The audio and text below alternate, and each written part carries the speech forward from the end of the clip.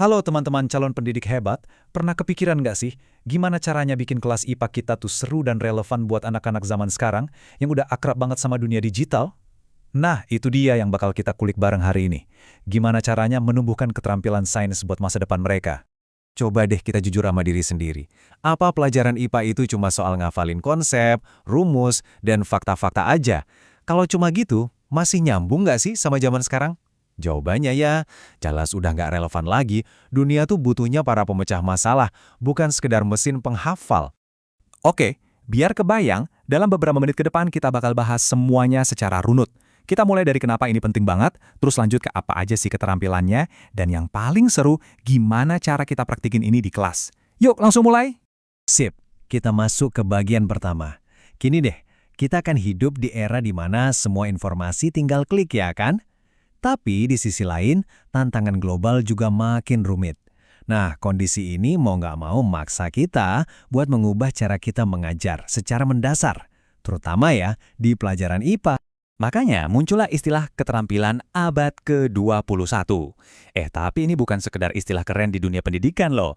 Anggap aja ini resep jitu buat ngebekelin murid-murid kita supaya mereka bisa survive dan bahkan sukses di kehidupan nyata lama setelah mereka lulus nanti. Oke, terus keterampilan intinya tuh apa aja sih? Nah, disinilah kita kenalan sama pilar utamanya, yang sering disebut 4C. Ini nih, fondasi dari semua pembelajaran IPA modern yang bakal kita bahas. Satu hal yang penting banget buat diingat, keempat keterampilan ini, yaitu berpikir kritis, kreativitas, kolaborasi, dan komunikasi, itu nggak berdiri sendiri-sendiri. Mereka ini saling nyambung dan saling menguatkan. Ibaratnya kayak 4 pilar yang nopang satu bangunan yang kokoh, yaitu, seorang pemikir yang andal. Yuk kita bedah satu-satu. Pertama, berpikir kritis. Kalau di IPA, ini artinya murid nggak cuma nolan mentah-mentah fakta yang kita kasih, tapi mereka belajar buat nanya, kenapa bisa gitu, atau gimana caranya. Mereka belajar menganalisis data hasil percobaan, terus narik kesimpulan sendiri yang masuk akal. Lanjut, kreativitas. Dengar kata ini jangan langsung kebayang melukis atau musik ya. Dalam IPA, kreativitas itu soal gimana caranya merancang percobaan yang unik, nemuin sudut pandang baru buat ngelihat masalah, atau bahkan, nemuin solusi yang out of the box. Yang ketiga, kolaborasi. Coba deh lihat, ilmuwan di dunia nyata itu jarang banget kerja sendirian kan? Mereka pasti kerja bareng dalam tim. Nah, dengan ngajarin anak-anak buat kerja kelompok, kita tuh sebenarnya lagi nyiapin mereka buat dunia kerja yang beneran nanti. Dan yang terakhir, tapi nggak kalah penting, komunikasi. Gini deh, penemuan paling hebat sekalipun bakal percuma kalau nggak bisa dijelasin ke orang lain. Makanya, murid perlu banget belajar cara presentasiin data mereka, jelasin prosesnya, dan meyakinkan orang lain dengan temuan mereka. Oke, kita udah tahu nih apa aja keterampilannya. Pertanyaan berikutnya kan, gimana caranya? Gimana cara kita ngerapin ini di kelas? Nah, sekarang kita masuk ke bagian strateginya nih. Yuk, kita intip beberapa model pembelajaran yang paling efektif. Jadi, ada 3 senjata utama nih yang fokusnya ke siswa. Yang pertama, pembelajaran berbasis masalah atau PBL, terus ada pembelajaran berbasis proyek atau PJBL, dan yang terakhir, pendekatan STEM. Anggap aja ini perkakas kita buat ngebangun pengalaman belajar yang benar-benar ngena buat siswa. Coba kita kulik si PBL ini ya. Gampangnya, semua itu berawal dari masalah di dunia nyata. Contohnya, kita kasih pertanyaan pemicu, gimana ya caranya kita bisa ngurangin sampah plastik di sekolah? Nah, dari situ, murid-murid kerja bareng dalam kelompok buat riset, cari solusi, terus presentasi. Otomatis kan, keempat C tadi kepake semua di situ. Nah, kalau PJBL atau pembelajaran berbasis proyek, ini beda tipis. Kalau PBL tadi fokusnya ke masalah, PJBL ini fokusnya ke produk atau hasil karya.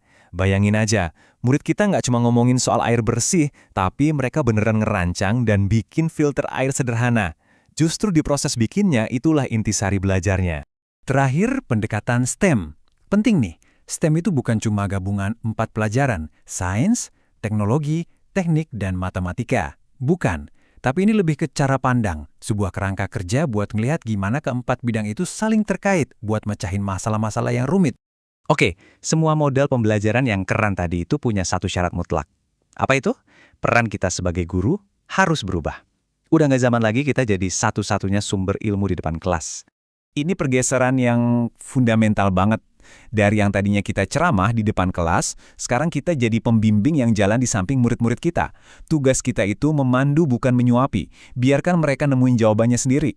Sebagai fasilitator, ada 3 hal utama yang kita lakuin. Pertama, modeling. Kita kasih contoh langsung gimana caranya. Kedua, coaching. Kita bimbing dan kasih masukan terus-menerus. Dan yang ketiga, scaffolding. Ini kayak kita kasih penyangga di awal yang pelan-pelan kita lepas begitu mereka udah bisa mandiri. Oke, teori udah. Sekarang, gimana sih bentuk nyatanya di kelas SD? Penasaran kan? Yuk kita lihat beberapa contoh praktisnya yang seru banget. Coba bayangin deh, murid-murid nggak cuma baca soal tanaman di buku, tapi mereka beneran ngukur tinggi tanaman tiap hari, terus analisis datanya. Atau gimana kalau kita tantang mereka bikin menara paling tinggi dari sedotan? Di situ mereka belajar fisika dan teknik secara langsung kan? Atau mungkin merancang sistem pengelolaan sampah mini buat di kelas. Wah, itu kan ilmu lingkungan yang nyata dan relevan banget buat mereka. Ada analogi yang bagus banget buat ngerangkum semua ini. Tugas kita sebagai guru tuh bukan lagi sekedar ngasih mereka peta yang udah jadi, bukan. Tugas kita sekarang adalah melatih mereka jadi kapten kapal yang andal. Kapten yang bisa baca cuaca, itu berpikir kritis. Bisa kerja bareng krunya, itu kolaborasi. Bisa nemuin rute-rute baru, itu kreativitas. Dan bisa ngasih perintah yang jelas, itu komunikasi. Jadi, intinya apa dong? Poin paling pentingnya adalah ini. Pendidikan IPA di zaman sekarang itu fokusnya bukan lagi pada apa yang murid tahu, tapi apa yang bisa mereka lakukan dengan pengetahuannya itu. Ini soal membangun kemampuan, bukan cuma menumpuk informasi.